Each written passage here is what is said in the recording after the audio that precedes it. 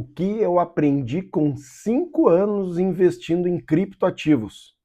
Nesse vídeo eu vou te mostrar sem enrolação qual a parte prática, o que eu aprendi, o que eu posso passar para vocês que estão começando a investir ou mesmo que tenham uma posição nesse mercado de ativos digitais.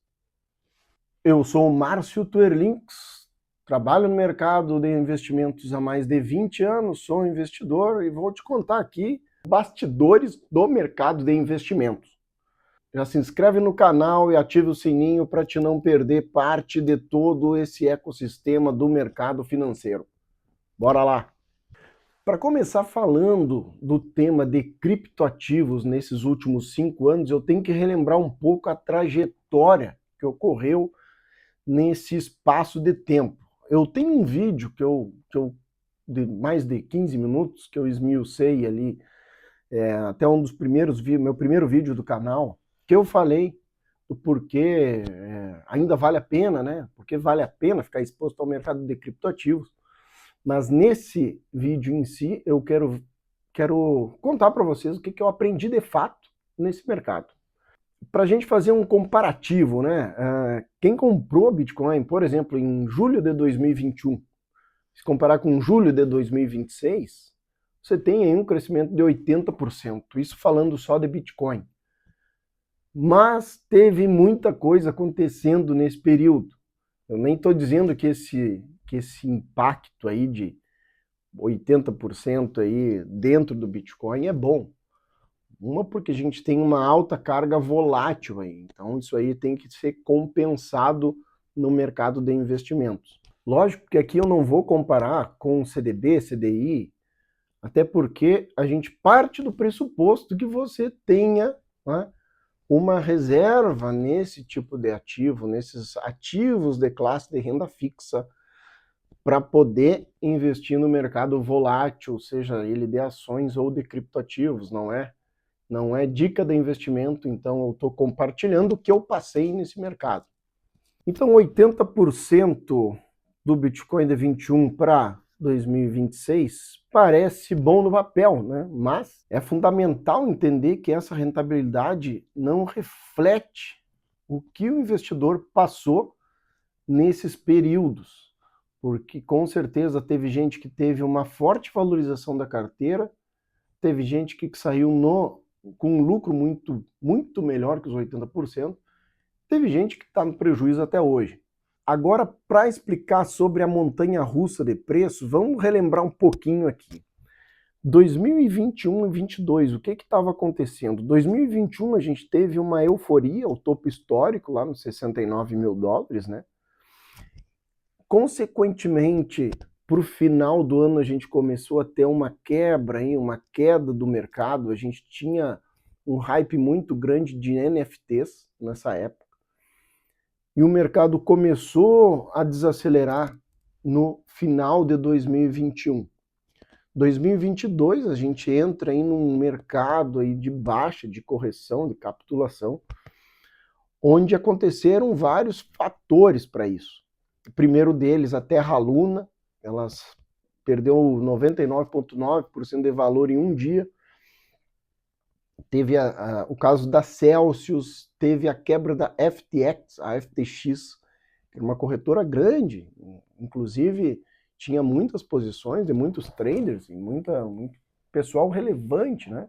Inclusive a Gisele Bündchen e o Tom Brady, eles faziam propaganda para a FTX. Eles tinham uma FTX Arena nos Estados Unidos, então era uma empresa grande, de grande porte, mas aí foi visto que tinha fraude lá pelo fundador da empresa. E isso, logicamente, que em 2022 o mercado derreteu, né? Então ele saiu de 69 e foi para 20 mil dólares. Foi uma queda abrupta aí de em torno de 70%, falando do Bitcoin. As altcoins, então, caíram mais ainda. 2023, 2024, a gente teve uma reconstrução silenciosa do mercado. Logo em janeiro de 2023, a gente já teve uma aceleração de preço, uma retomada. Isso aí seguiu aí, né? Quem teve paciência seguiu aí surfando uma boa onda eu lembro que eu fiz muito em 22, 23, 24, uma acumulação da minha posição, bem nesse período, e nós tivemos aí também a chegada do institucional com mais força em 2024, também com os ETFs. Isso aí deu uma certa robustez para o mercado e uma acelerada de preço, aí, um começo de aceleração de preço. Logicamente que todo mundo está esperando, inclusive eu, uma forte alta do mercado em 2025, que isso era muito esperado. Tanto quem estava fora do mercado e quem estava dentro, a gente teve ali a eleição do Trump no finalzinho de 2024, né, que levaram os preços de forma muito significativa, tanto o Bitcoin quanto algumas altcoins performaram muito bem naquela novembro e dezembro de 24, e com a expectativa de um super ciclo de 2025 que estava se desenhando. Naquela época ali eu já tinha praticamente dobrado meu capital com a exposição. E aí você vai me perguntar, realizou? Lógico que não realizei, porque o indicativo que 2025 eu ia conseguir dobrar o que eu já tinha dobrado. Essa era a intenção, né? Realizei uns 10% por conta de compra de carro, uma certa para fazer um lucro, né? Que o meu lucro já estava muito bom, mas nada que se eu soubesse eu teria realizado tudo. Isso aí não existe no mercado, né? Que quem tem uma bola de cristal ia estar trilionário agora e a gente não precisaria de estudos. A gente viu depois, em 2025, sim, teve uma continuação de alta, mas foi uma continuação de alta, de certa forma, bem menos consistente do que a gente imaginava. A gente esperava aí o Bitcoin na casa acima de 150 mil dólares, 180 mil dólares. Ele foi a 126. O Ethereum aí renovou máxima histórica, 4.900, mas também bem abaixo do que a gente estava especulando mesmo, né, para esse período. Então a gente, logicamente, que a gente surfou um bom período nesses 2 anos, não com a mesma força que foi o mercado em 2021 ou 2017. A gente sabe que resultados passados não garantem o resultado presente, mas a gente, como tem um estudo sobre o mercado cripto de crescimento de forma consistente, de entrada de novos capitais no mercado, a gente sabia que tem uma possibilidade muito grande dele sair de 2 trilhões para 4 trilhões, para 6 trilhões, até chegar a 10 trilhões no futuro. O que a gente está vendo agora? Tá? Em 2026 a gente teve uma correção forte no mercado. Finalzinho de 2025 a gente já começou a sofrer, 2026 a gente teve essa correção. Um cenário muito parecido com o cenário de 2022, só que, logicamente, sem uma grande ruptura no mercado, né? Hoje ele está um ciclo mais maduro, o mercado ele está mais maduro também, a legislação cripto no mundo todo ela amadureceu, então o institucional ele já está mais preparado para entrar nesse mercado, tanto que ele está entrando, a gente vê movimentos de gigantes entrando no mercado, o que leva a crer que ainda estamos, né, num período de crescimento no mercado, e isso aí não é no tempo que nós, pessoas físicas, gostaríamos, pequenos investidores, né? Então, o institucional acaba que, não que ele manipule, mas ele tem aí um braço muito grande nesse mercado, porque ele consegue, né, concentrar um pouco mais de aporte em um determinado período, não fazer aporte em outro determinado período. Eles têm os meios de comunicação também. E não é só isso, né? Tem todo o cenário macro aí que fica por um outro vídeo, mas o cenário macro ele é fundamental, né? Quando a gente não tem tanta liquidez no mercado, ou mesmo a rotação de riquezas, né? A gente vê o ouro mesmo tendo uma máxima histórica, depois ele corrigindo, você vê hoje que está em muita concentração no mercado DIA, tem aí uma possível bolha até no mercado, né? Mas toda essa concentração em riqueza, a gente sabe que uma hora pode respingar no mercado de criptoativos. Cripto valeu a pena, mas sim, para quem valeu a pena nesse período, né? Quem fez aporte único em novembro de 2021 teve um resultado bem diferente de quem foi comprando aos poucos ali na queda de 2022. Então, tem gente que é contra o DCA, tem gente que é a favor do DCA. Eu acredito que DCA é Dollar Cost Average.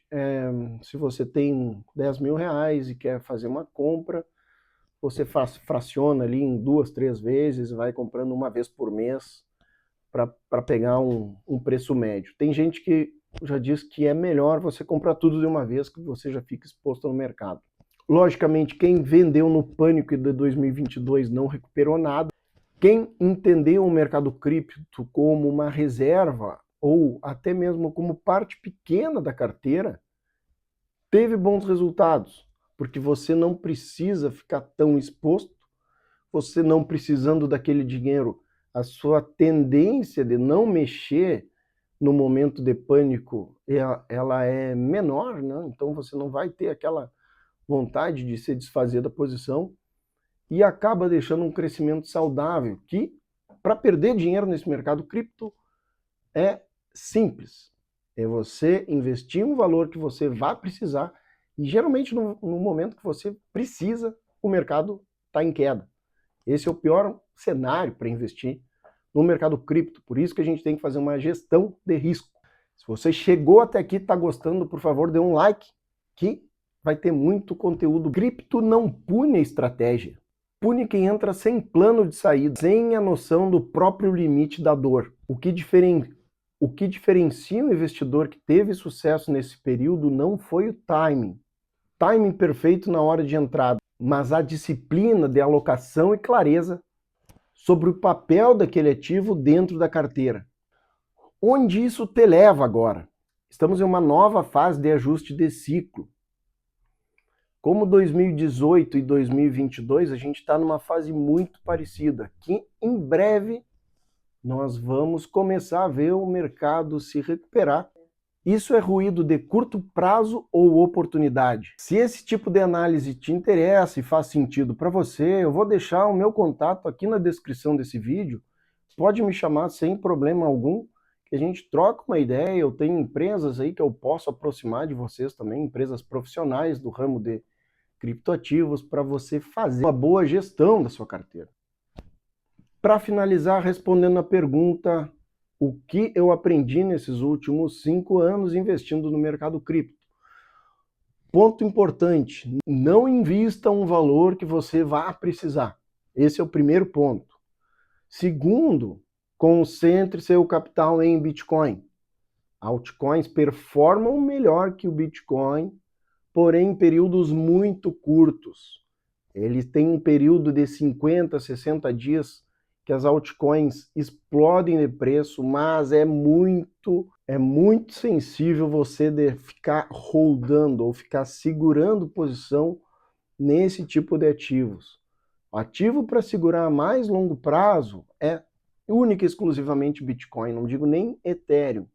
Então, Bitcoin você tem uma clareza maior do ciclo, ele é muito mais robusto que os outros ativos. Então, essas são as principais lições que eu trago para vocês.